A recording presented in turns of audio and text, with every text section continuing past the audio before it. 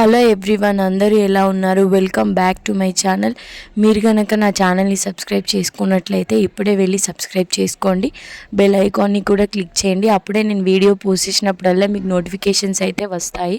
మటుకు మనం నైట్ వరకు మొత్తం మార్నింగే చేస్తుంటాము. అందుకే మనకు మార్నింగ్ చాలా హడావిడిగా అంత గోలగా ఉంటుంది. అందుకే మనం నైట్ వరకు నైటే చేసి పడుకున్నాం అనుకో, మార్నింగ్ అనేది మనకు చాలా ఫ్రెష్గా, చాలా పాజిటివ్గా మొదలవుతుంది. మన డే అంతా కూడా చాలా ప్లెజెంట్గా, పీస్ఫుల్గా ఉంటుంది. ఇటు పడుకోబోయే ముందు నేను చేసుకునే పనులు అయితే మీకు చూపించబోతున్నాను. రెగ్యులర్గా ఇది నా నైట్ రొటీన్. నేను ఇలానే మెయింటైన్ చేశాను. ఈ మెయింటెనెన్స్, ఈ డిసిప్లిన్ తప్పాననుకో నాకు నేనే చాలా ఫీల్ అవుతుంటాను. ఎందుకంటే మనకు డిసిప్లిన్ అనేది చాలా ఇంపార్టెంట్. పిల్లలకైనా మనకైనా ఎవరికైనా సరే పద్ధతి అనేది ఉండాలి. అప్పుడే మనం బాగుపడతాము. పద్ధతి అనేది ప్రతి ఒక్కరు కూడా మెయింటైన్ చేసుకోవాలి. మనం ఎప్పుడైతే డిసిప్లిన్గా ఉంటామో అప్పుడే చాలా హ్యాపీగా, మంచిగా ఉంటాము. ఎందుకంటే డిసిప్లిన్ అనేది మోస్ట్ మ్యాటర్స్. ఎందుకంటే డిసిప్లిన్ లేకుండా మనం ఏ పనైనా చేసామనుకో దానికి ఖచ్చితంగా మనకు చివాట్లు అయితే పడతాయి. డిసిప్లిన్ మెయింటైన్ చేస్తూ ఉన్నామనుకో ప్రతి ఒక్కరి ప్రశంసలు మనం అందుకుంటాం. అందరి నోట్లో పలానా అమ్మాయి మంచోది, పలానా అబ్బాయి మంచోడు అని పేరు తెచ్చుకుంటాము. అందుకే మనం డిసిప్లిన్గా, రెస్పెక్ట్ఫుల్గా, చాలా మంచిగా ఉండాలి ఎదుటి వాళ్ళ విషయంలో. మన లైఫ్లో మనం కూడా చాలా డిసిప్లిన్గా ఉంటే మన లైఫ్ చాలా సాటిస్ఫాక్షన్గా, మంచిగా నడుస్తుంది. అయితే నా నైట్ అయితే పడుకోబోయే ముందు ఖచ్చితంగా తిన్న అంట్లు, వండిన గిన్నెలు, స్టవ్ ప్రతిదీ కూడా నీట్గా క్లీన్ చేసి పెట్టుకొని పడుకుంటాను.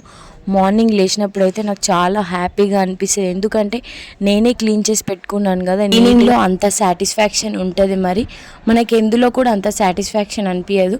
స్పెషల్గా ప్రత్యేకంగా నాకైతే క్లీనింగ్లో చాలా హ్యాపీనెస్ ఇస్తుంది. క్లీనింగ్ అనేది నాకు చాలా ఇష్టం. ఎందుకంటే ఎంత నీట్గా ఉంటే అంత మంచిది. హెల్త్ కూడా బాగుంటుంది కదా. మనం అన్నీ నీట్గా ఉంచుకొని మంచిగా ఇల్లుని శుభ్రంగా ఉంచుకుంటే అన్నీ పాజిటివ్గానే ఉంటాయి మనకి.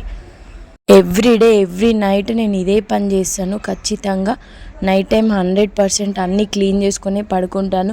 ఏదో ఒక రోజు అట్లా మిస్ అయిపోతుంటాను. ఆ మిస్ అయిన ఒక్క రోజుకే నాకు నెక్స్ట్ డే మార్నింగ్ అంతా అబ్బా నైట్ ఎందుకు క్లీన్ చేసి పెట్టి పడుకోలేదో, ఇప్పుడు చూసే ఎంత పని అయిపోయింది నాకు అని నేనే బాధపడుతుంటాను ఆ రోజు నైట్ మిస్ అయినందుకు. మనం ఎంత నీట్గా ఇంటిని చాలా నీట్గా ఉంచుకుంటే మనకు లక్ష్మీ అమ్మవారు కూడా మంచి కటాక్షం ఇస్తుంది. ఎందుకంటే మనము అన్నీ ఎక్కడక్కడ పడేసి పడుకున్నాం అనుకో, నెక్స్ట్ డే మార్నింగ్ లేచి ఒకసారి ఇల్లు చూసామనుకోండి, గందరగోళంగా, గజిబిజిగా, అసలు మనకి ఇంకా తిక్క లేస్తుంటుంది ఒక రేంజ్లో. అబ్బా నైట్ ఎందుకు క్లీన్ చేసి పెట్టి పడుకోలేదో ఏంటో ఇదంతా అని మనకు ఫ్రస్ట్రేషన్ వస్తుంది. ఎందుకంటే ఒకవైపు పిల్లలకు స్కూల్ టైం అవుతుంటుంది, హస్బెండ్కి బాక్స్ కట్టేది ఉంటే అతను మన మీద అరుస్తుంటారు, పిల్లలు స్కూల్ లేట్ అయిపోతుంటుంది. ఇంకా అదంతా ఒకసారి ఇమాజిన్ చేసుకుంటే మనకు తెలుస్తుంది అసలు ఎంత గోలగా ఉంటుందో. అందుకే నైట్ టైం ఖచ్చితంగా మొత్తం కూడా క్లీన్ చేసి పెట్టి పడుకుంటే చాలా బాగుంటుంది. మనకు ఒక్కసారి ఇలా చేసుకొని పడుకోవడం అలవాటు అయిందనుకోండి, మనమే రోజు ఖచ్చితంగా నైట్ టైమే అన్నీ క్లీన్ చేసి పడుకుంటాము. ఎందుకంటే మనం ఈ హ్యాబిట్ అనేది మనం నేర్చుకోవాలి. మనల్ని చూసి పిల్లలు కూడా నేర్చుకుంటారు. మా మమ్మీ చూసారా ఎంత నీట్గా ఉంచుకుంటుంది ఇల్లు, నైట్ టైమే మొత్తం కడిగేసుకొని పండుకుంటుంది. మా మమ్మీ చాలా డిసిప్లిన్డ్గా మంచిగా ఉంటుంది. అందుకే మేము కూడా అట్లే ఉండాలి.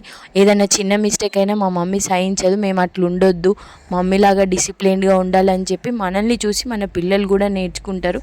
మనము ఎంత వాళ్ళకు స్పెషల్గా చెప్పి కూర్చోబెట్టి నేర్పించకున్నా సరే కానీ మనల్ని వాళ్ళు ఖచ్చితంగా జిరాక్స్ కాపీ దించేసుకుంటారు. ఎందుకంటే వాళ్ళు మనల్ని చూస్తే పెరుగుతారు కాబట్టి మనం ఎలా ఉంటే మన పిల్లలు కూడా అలానే తయారవుతారు. అందుకే మనం డిసిప్లిన్గా చక్కగా ఉండడానికి మంచిగా అలవాటు చేసుకోవాలి.